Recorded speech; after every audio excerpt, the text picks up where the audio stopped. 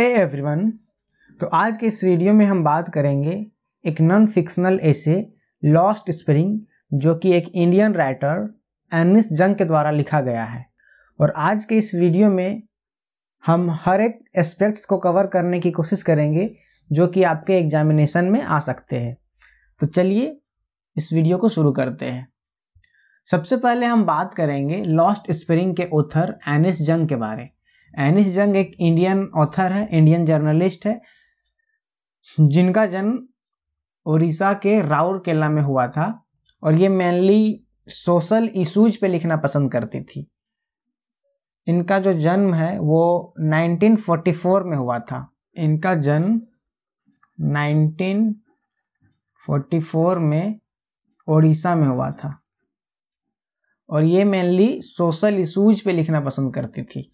और ये जो हम लोग पढ़ रहे हैं लॉस्ट स्प्रिंग, ये 2005 में पब्लिश किया गया है। अगर हम बैकग्राउंड की बात करें तो लॉस्ट स्प्रिंग एर्नेस्ट यंग की ही एक book the stories of stolen childhood का एक एक्सट्रैक्ट है। The story of stolen childhood से ही ये लिया गया है लॉस्ट स्प्रिंग। और ये जो ऐसे है इसमें मेनली जो child labour, poverty, childhood dreams, ये सब विषयों में बात किया गया है। तो सबसे पहले हम ये जो ऐसे है उसका समरी के बारे में बात करेंगे। तो सबसे पहले हम सेटिंग्स पे आते हैं।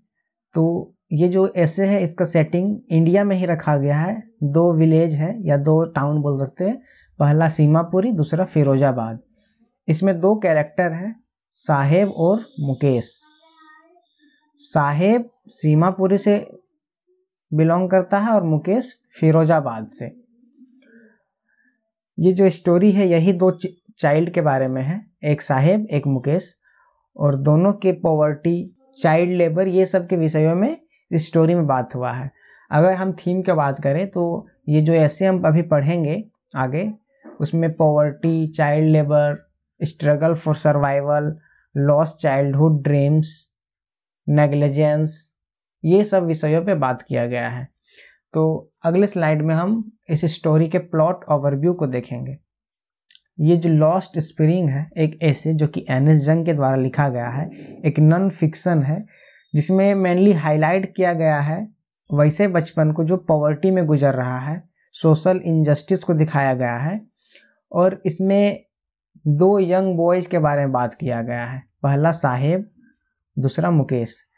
तो साहेब का स्टोरी अलग है और मुकेश का स्टोरी इसमें अलग है। तो मतलब जो लॉस्ट स्प्रिंग है इसमें 2 स्टोरी चल रहे हैं, एक साहेब का स्टोरी, एक मुकेश का स्टोरी, और दोनों स्टोरी जर्नलिस्ट फॉर्म में चल रहे हैं। नरेटर जो है वो साहेब से क्वेश्चन कर रहे हैं, उसके बाद फिर मुकेश से क्वेश्चन कर रहे हैं, और वो दोनों का जो आंसर है उससे रिलेटेड कुछ इसमें जर्नलिस्टिक फॉर्म में एकदम सिंपल वे पे लिखे हैं। तो हम साहेब के स्टोरी पे बात करते हैं। तो साहेब एक यंग लड़का है जो पहले तो रेफ्यूजी था, मतलब बांग्लादेश का है, एक रेफ्यूजी है जो इंडिया में अपना बेटर लाइफ के लिए आया है। लेकिन इंडिया में भी उसको एक रेग पिकर की तरह रहना पड़ रहा है, मतलब रेग पिकिंग को ही वो अपना बिजनेस बनाया है। यहाँ भी उसको पॉवर्टी में रहना पड़ रहा है। लेकिन साहेब का भी एक ड्रीम है कि उसको स्कूल जाना पसंद है, उसको वो स्कूल जाना चाहता है। लेकिन वो अपना रियलिटी को समझ चुका है कि अब कुछ हो नहीं सकता, इस तरह से मेंटेलिटी उसका बन चुका है। लेकिन वो एक बार एक टी स्टॉल में भी काम कर चुका है, लोकल टी स्टॉल में। वहाँ पे उसको 800 रुपया महीना का मिलता था। लेकिन वो नौकरी को छोड़ देता है, मतलब उस काम को छोड़ देता है, क्योंकि उसका कहना था कि दूसरे के अंडर काम करने से अच्छा है कि अपना मालिक खुद रहो। कभी कभी उसको गार्बेज में कुछ मतलब पैसे मिल जाते थे तो उसी को एक स्मॉल मोमेंट ऑफ हैप्पीनेस बना लेता था। और इस तरह से साहेब का स्टोरी चल रहा है और इस तरह से वो अपना गुजारा चला रहा है। तो अब हम आते हैं मुकेश के स्टोरी में। मुकेश फिरोजाबाद से बिलोंग करता है। फिरोजाबाद हम लोग जानते हैं कि एक ग्लास ब्लोइंग इंडस्ट्री से फेमस है, वहाँ पे मेनली बैंगल्स बनाया जाता है। और मुकेश का भी जो फैमिली है वो जनरेशन से यही काम पे लगा हुआ है, बैंगल मेकिंग में। और मुकेश भी वही जनरेशनल पॉवर्टी में फंस चुका है, ये जनरेशन से जो काम चलते आ रहा है उसमें फंस चुका है। लेकिन मुकेश इसको स्ट्रांगली, मतलब उसका एक एस्पिरेशन है कि इसको वो तोड़ना चाहता है। ये जिस जनरेशन से जनरेशन काम चलते आ रहा है, और वो एक मोटर मैकेनिक बनना चाहता है। तो मुकेश का स्टोरी में हम लोग उसका जो एस्पिरेशन, डिटर्मिनेशन को देख सकते हैं। वो जो विशियस साइकिल ऑफ पॉवर्टी जो चलते आ रहा है, जनरेशनल पॉवर्टी, उसको वो तोड़ के एक मोटर मैकेनिक और कार ड्राइवर बनना चाहता है। तो ये है मुकेश का स्टोरी। अगले स्लाइड में हम थीम्स के बारे में डिस्कस करेंगे। तो जो सबसे बड़ा इसमें एक थीम आ रहा है वो है चाइल्ड लेबर। इसमें चाइल्ड लेबर को दर्शाया गया है। मुकेश भी चाइल्ड है, साहेब भी चाइल्ड है, लेकिन दोनों अपना जो लाइवलीहुड है उसको चलाने के लिए दोनों काम कर रहा है। तो इसमें चाइल्ड लेबर के बारे में दिखाया गया, लॉस ऑफ इनोसेंस के बारे में बताया गया है। फिर साइकिल ऑफ पॉवर्टी, जो जनरेशनल जो विशियस साइकिल है पॉवर्टी का वो चलते आ रहा है, उसके बारे में दिखाया गया है। ब्रोकन ड्रीम्स के बारे में दिखाया गया है। इनजस्टिस के बारे में दिखाया गया है। फिर ड्रीम वर्सेस रियलिटी, ये सब एक इसमें थीम्स है। ड्रीम वर्सेस रियलिटी ये है कि दोनों का ड्रीम कुछ और था, किसी को मैकेनिक बनना है तो किसी को स्कूल में जाना है, लेकिन दोनों एक जो पॉवर्टी का विशियस साइकिल उसमें फंस चुका है, वो अपना लाइवलीहुड को चलाने के लिए अलग अलग तरीके का काम कर रहा है।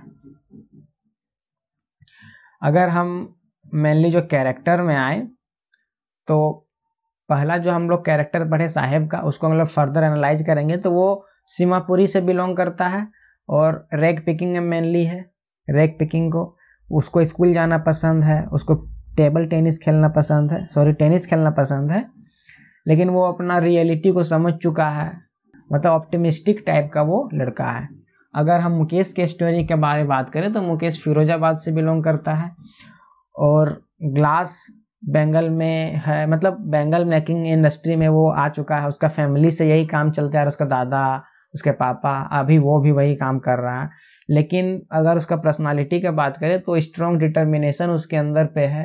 वो एक रेजिस्टेंस क्रिएट कर रहा है कि इस जो विशियस साइकिल ऑफ पॉवर्टी उसको तोड़ के बाहर निकलना, उसको एक मोटर मैकेनिक बनना है। उसका एम्बिशन को भी ये दिखाता है। सेटिंग तो हम पहले आपको बता चुके, इसमें इंडिया का ही दो स्लम एरिया को सेटिंग रखा गया है, पहला सीमापुरी, दूसरा फिरोजाबाद। और इसमें दो सिंबल्स का यूज हुआ है, गार्बेज और बेंगल। तो गार्बेज किसके लिए है? साहेब का फैमिली के लिए, और बेंगल मेकिंग मुकेश का फैमिली के लिए।